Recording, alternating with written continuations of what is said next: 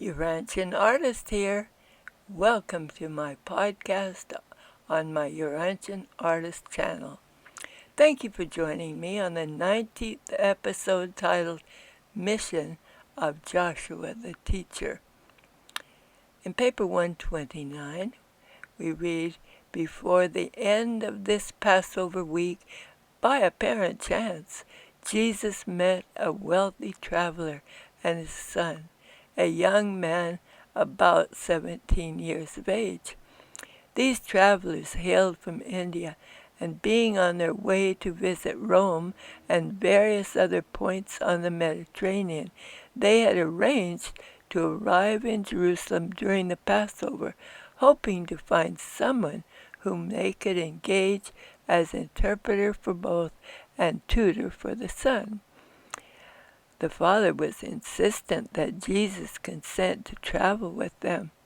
Jesus told him about his family and that it was hardly fair to go away for almost 2 years, during which time they might find themselves in need.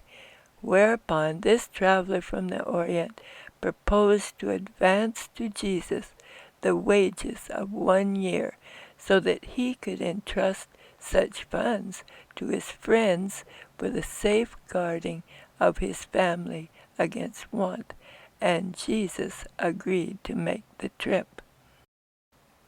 Callie, thank you for joining me. Callie, Jesus spent these 2 years really becoming acquainted with many diverse people who were living in the Roman Empire. Callie, read for us further on Jesus' mission as a tutor for Ganed. UrantianArtist, thank you for having me. Yes, in paper 130 it says, "On this Mediterranean tour, Jesus spent about half each day teaching Ganed and acting as interpreter during Gonad's business conferences and social contacts. The remainder of each day, which was at his disposal, he devoted to making those close personal contacts with his fellow men, those intimate associations with the mortals of the realm, which so characterized his activities during these years that just preceded his public ministry." In paper 130 it says, "Ganid was, by this time, beginning to learn how his tutor spent his leisure in this unusual personal ministry to his fellow men, and the young Indian set about to find out the motive for these incessant activities. He asked, 'Why do you occupy yourself so continuously with these visits with strangers?' And Jesus answered, 'Ganid, no man is a stranger to one who knows God. In the experience of finding the Father in heaven, you discover that all men are your brothers. And does it seem strange that one should enjoy the exhilaration of meeting a newly discovered brother? To become acquainted with one's brothers and sisters, to know their problems, and to learn to love them, is the supreme experience of living.'" The tour of the Roman world consumed most of the 28th and entire 29th year of Jesus' life on earth. Jesus and the 2 natives from India, Gonad and his son Ganed, left Jerusalem on a Sunday morning, April 26, AD 22.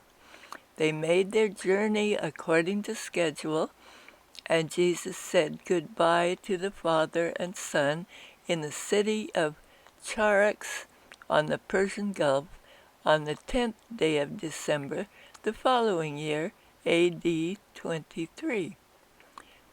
It had been an eventful visit at Caesarea, and when the boat was ready, Jesus and his 2 friends departed at noon one day for Alexandria in Egypt. The 3 enjoyed a most pleasant passage to Alexandria. Ganid was delighted with the voyage and kept Jesus busy answering questions. As they approached the city's harbor, the young man was thrilled by the great lighthouse of Pharos, located on an island which Alexander had joined by a mole to the mainland. thus creating two magnificent harbors, and thereby making Alexandria the maritime commercial crossroads of Africa, Asia, and Europe. This great lighthouse was one of 7 wonders of the world, and was the forerunner of all subsequent lighthouses. They arose early in the morning to view this splendid life-saving device of man, and amidst the exclamations of Ganid, Jesus said, "And you, my son, will be like this lighthouse when you return to India. Even after your father is laid to rest, you will become like the light of life to those who sit about you in darkness, showing all who so desire the way to reach the harbor of salvation in safety." And as Ganid squeezed Jesus' hand, he said, "I will." By the 4th hour after landing, they were settled near the eastern end of the long and broad avenue, 100 feet wide and 5 miles long, which stretched on out to the western limits of this city of 1 million people. After the first survey of the city's chief attractions, University Museum, Library, the Royal Mausoleum of Alexander, the Palace, Temple of Neptune, Theater and Gymnasium, Gonad addressed himself to business, while Jesus and Ganid went to the library, the greatest in the world. Here were assembled nearly 1,000,000 manuscripts from all the civilized world: Greece, Rome, Palestine, Parthia, India, China, and even Japan. In this library, Ganid saw the largest collection of Indian literature in all the world, and they spent some time here each day throughout their stay in Alexandria. Jesus told Ganid about the translation of the Hebrew scriptures into Greek at this place, and they discussed again and again all the religions of the world, Jesus endeavoring to point out to this young mind the truth in each, always adding, "But Yahweh is the God developed from the revelations of Melchizedek and the covenant of Abraham. The Jews were the offspring of Abraham and subsequently occupied the very land wherein Melchizedek had lived and taught, and from which he sent teachers to all the world, and their religion eventually portrayed a clearer recognition of the Lord God of Israel as the universal Father in heaven than any other world religion." Under Jesus' direction, Ganid made a collection of the teachings of all those religions of the world which recognized a universal deity, even though they might also give more or less recognition to subordinate deities. After much discussion, Jesus and Ganid decided that the Romans had no real God in their religion, that their religion was hardly more than emperor worship. The Greeks, they concluded, had a philosophy, but hardly had a religion with a personal God. The mystery cults they discarded because of the confusion of their multiplicity, and because their varied concepts of deity seemed to be derived from other and older religions. Although these translations were made at Alexandria, Ganid did not finally arrange these selections and add his own personal conclusions until near the end of their sojourn in Rome. He was much surprised to discover that the best of the authors of the world's sacred literature all more or less clearly recognized the existence of an eternal God and were much in agreement with regard to his character and his relationship with mortal man. Jesus and Ganid spent much time in the museum during their stay in Alexandria. This museum was not a collection of rare objects, but rather a university of fine art, science, and literature. Learned professors here gave daily lectures, and in those times this was the intellectual center of the Occidental world. Day by day, Jesus interpreted the lectures to Ganid. One day during the second week, the young man explained, "Teacher Joshua, you know more than these professors. You should stand up and tell them the great things you have told me. They are befogged by much thinking. I shall speak to my Father and have him arrange it." Jesus smiled, saying, "You are an admiring pupil, but these teachers are not minded that you and I should instruct them. The pride of unspiritualized learning is a treacherous thing in human experience. The true teacher maintains his intellectual integrity by ever remaining a learner." Since Gonod carried greetings from the Princess of India to Tiberius and the Roman ruler on the third day after their arrival in Rome, the two Indians and Jesus appeared before him. The morose emperor was unusually cheerful on this day and chatted long with the trio, and when they had gone from his presence, the emperor referred to Jesus, remarking to the aide standing on his right, "If I had a fellow's kingly bearing and gracious manner, I would be a real emperor, eh?" While at Rome, Ganid had regular hours for study and for visiting places of interest about the city. At this time, the Roman Empire included the southern Europe, Asia Minor, Syria, Egypt, Northwest, Africa, and its inhabitants embraced the citizens of every country of the Eastern Hemisphere. His desire to study and mingle with the cosmopolitan aggregation of Urantian mortals was the chief reason why Jesus consented to make this journey. Before the end of the first week in Rome, Jesus had sought out and had made the acquaintance of the worthwhile leaders of the Cynics, the Stoics, and the mystery cults, in particularly the Mithric group. Whether or not it was apparent to Jesus that the Jews were going to reject his mission, he most certainly foresaw that his messengers were presently coming to Rome to proclaim the kingdom of heaven, and he therefore set about in the most amazing manner to prepare the way for the better and more certain reception of their message. He selected 5 of the leading Stoics, 11 of the Cynics, and 16 of the mystery cult leaders, and spent most of his spare time for almost 6 months in intimate association with these religious teachers. And this was his method of instruction.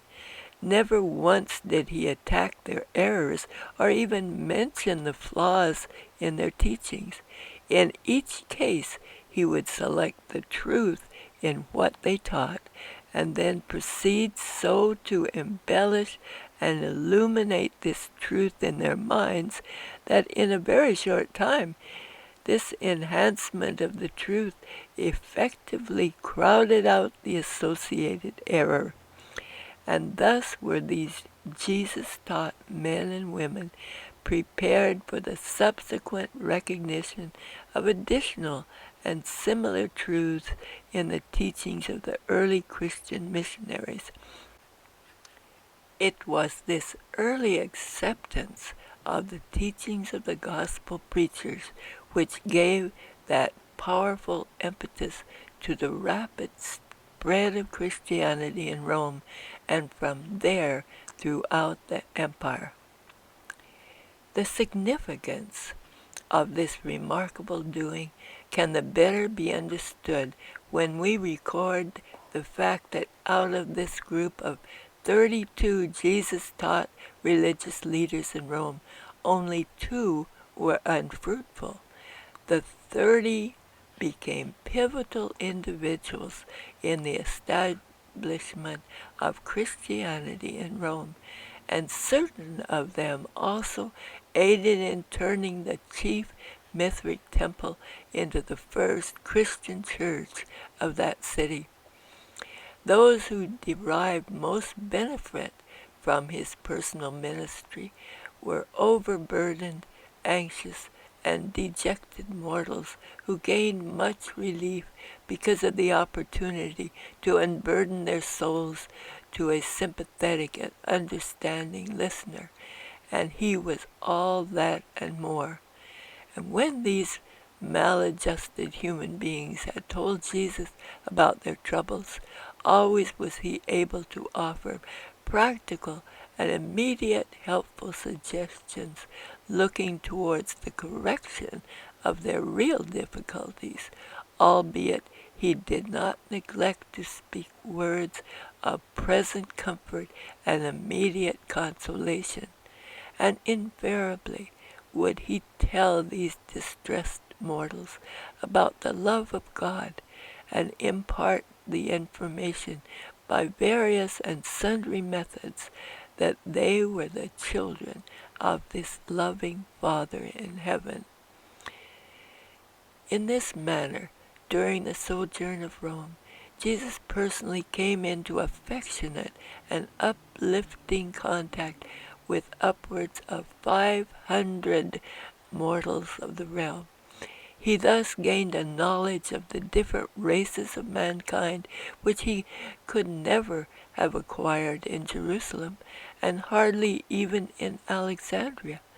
He always regarded this 6 months as one of the richest and most informative of any like period of his earth life.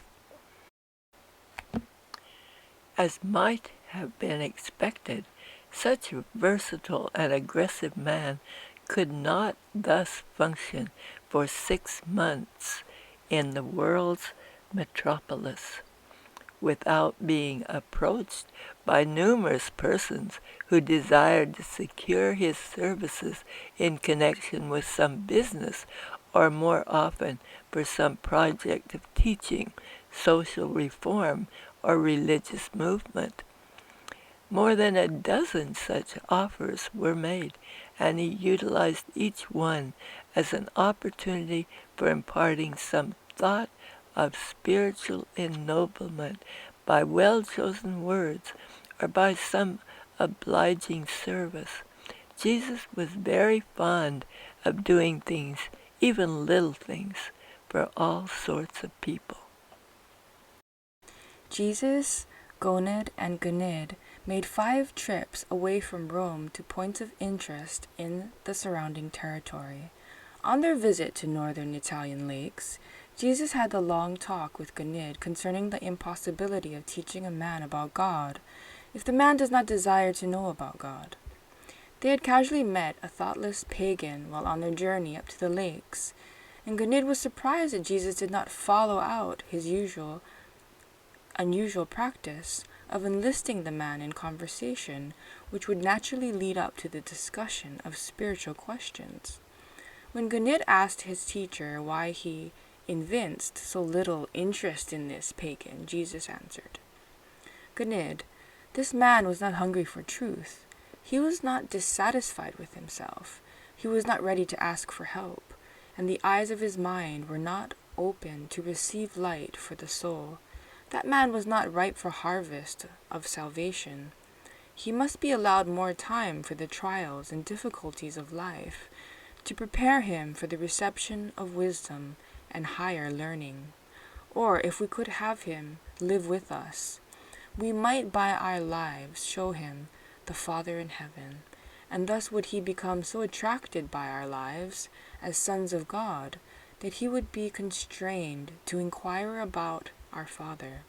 You cannot reveal God to those who do not seek for him.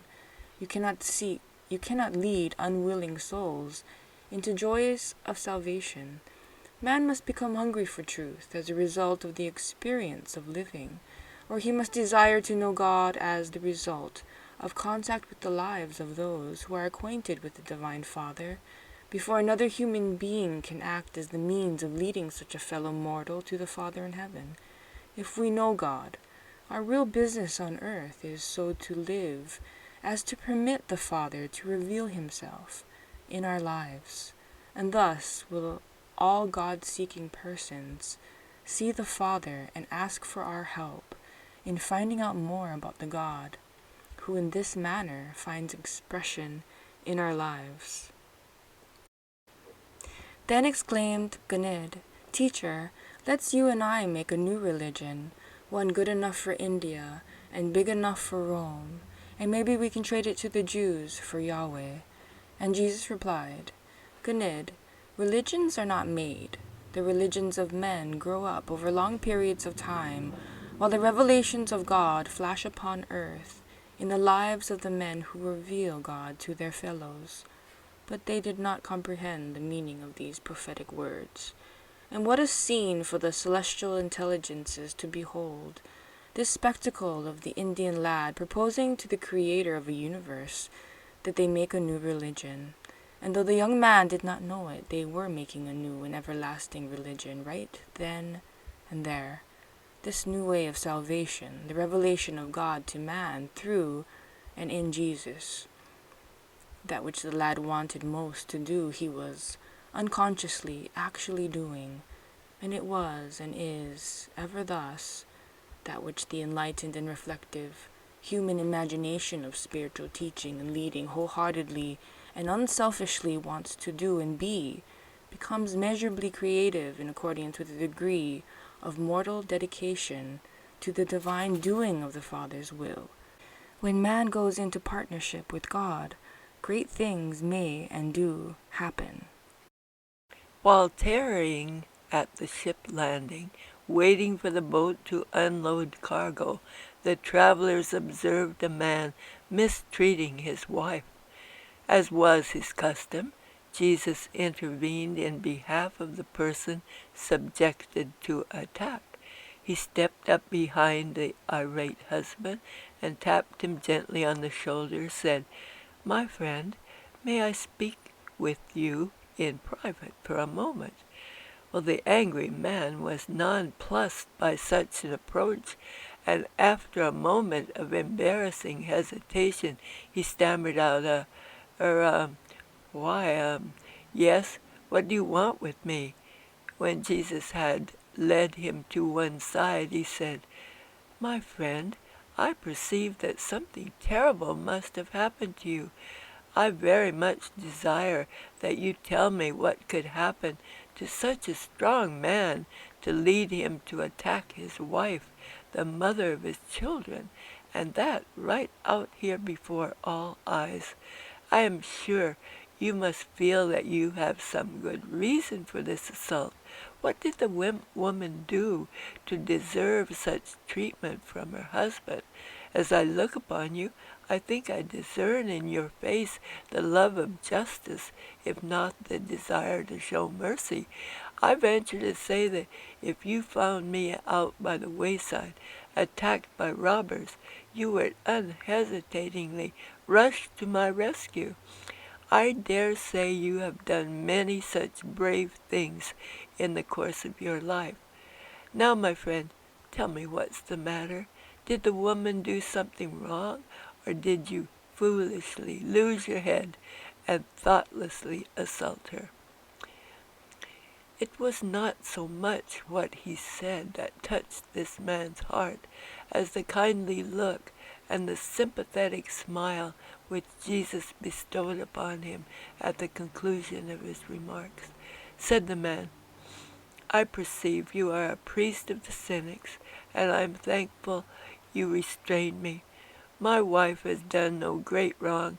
She's a good woman, but she irritates me by the manner in which she picks on me in public, and I lose my temper.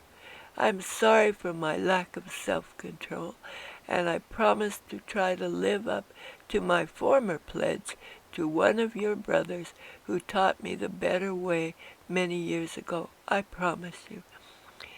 And then, in bidding him farewell, Jesus said, "My brother, always remember that man has no rightful authority over woman unless the woman has willingly and voluntarily given him such authority.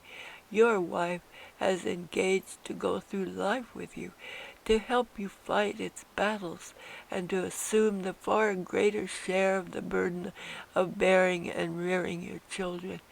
In return for this service, it is only fair that she receive from you that special protection which man can give to woman as the partner who must carry, bear, and nurture the children. The loving care and consideration which a man is willing to bestow upon his wife and their children are the measure of that man's attainment of the higher levels of creative and spiritual self-consciousness.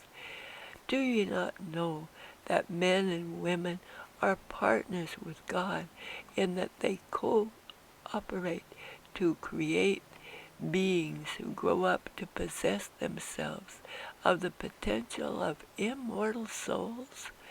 The Father in heaven treats the Spirit, mother of the children of the universe, as one equal to himself. It is godlike to share your life and all that relates thereto on equal terms with the mother partner who so fully shares with you that divine experience of reproducing yourselves in the lives of your children. If you can only love your children as God loves you, you will love and cherish your wife as the Father in heaven honors and exalts the infinite Spirit, the mother of all the spirit children of a vast universe. And as they went on board the boat, they looked back upon the scene of the teary-eyed couple standing in silent embrace. It was at that Ganid had a long talk with Jesus regarding the difference between knowledge, wisdom, and truth. And he was greatly charmed with the saying of the Hebrew wise man, "Wisdom is the principal thing. Therefore get wisdom. With all your quest for knowledge, get understanding. Exalt wisdom, and she will promote you. She will bring you to honor, if you will but embrace her." At last the day came for the separation. They were all brave, especially the lad, but it was a trying ordeal. They were tearful of eye, but courageous of heart. In bidding his teacher farewell, Ganid said, "Farewell, teacher, but not forever. When I come again to Damascus, I will look for you. I love you, for I think the Father in heaven must be something like you. At least I know that you are much like what you have told me about him. I will remember your teaching most of all. I will never forget you." Said the Father, "Farewell to a great teacher, one who has made us better and helped us to know God." And Jesus replied, "Peace be upon you, and may the blessing of the Father in heaven ever abide with you." And Jesus stood on the shore and watched as the small boat carried them out to their anchored ship. Thus the Master left his friends from India at Charax, never to see them again in this world, nor were they in this world ever to know that the man who later appeared as Jesus of Nazareth was the same friend they had just taken leave of, Joshua, their teacher. In India, Ganid grew up to become an influential man, a worthy successor of his eminent father, and he spread abroad many of the noble truths which he had learned from Jesus, his beloved teacher. Later on in life, when Ganid heard of the strange teacher in Palestine, who terminated his career on a cross, though he recognized the similarity between the gospel of this Son of Man and the teachings of his Jewish tutor, It never occurred to him that these two were actually the same person. Thus ended that chapter in the life of the Son of Man, which might be termed the mission of Joshua the teacher. Thank you, Callie, for helping me present this summary of the beautiful account of Gained and Goned on Podcast 19. This father and son really had a unique experience of being tutored by our Creator Father. Thank you so very much, Callie, for being my associate. I desire to close this podcast with some words to each of you. Share with me your thoughts about how the Mission Journal of Gained and Goned has helped you to ask Jesus to also be your tutor. Aloha nui loa.